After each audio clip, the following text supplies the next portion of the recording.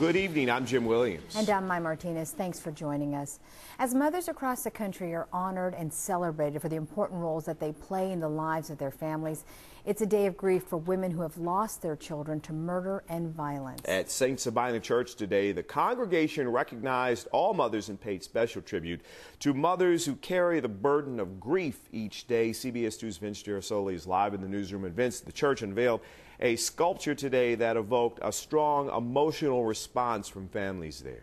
And we're going to see that sculpture in just a few moments. Many of us gathered for Mother's Day to celebrate our family life. These families gathered not only to help unveil a statue, but to convince others that an epidemic of violence that took their children must come to an end.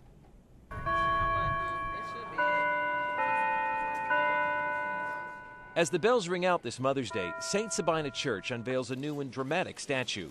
It shows a young victim wincing back in pain as the crude shadow of a gunman rips out her heart. My son was murdered on April 4th, 2006 while coming outside of a church. It's a pain Pam Bosley knows all too well. On Mother's Day, you live for your children, and I live for all three of my children, and one is not here, so Mother's Day is not a celebration anymore.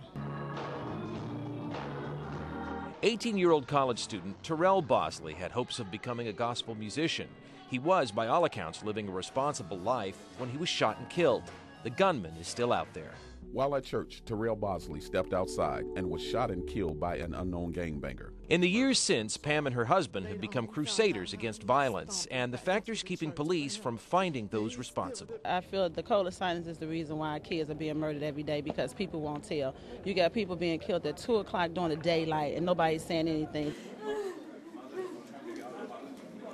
Bosley was one of nearly a dozen mothers of murdered children who cheerfully turned out for today's statue dedication. Through a support group, they know each other's struggles intimately. When you get together with other mothers, what's that like? It's hard. We try to comfort one another. We call each other all throughout the day because nobody knows the pain that we're suffering, and we're feeling like our heart is broken. Where do you get your strength from?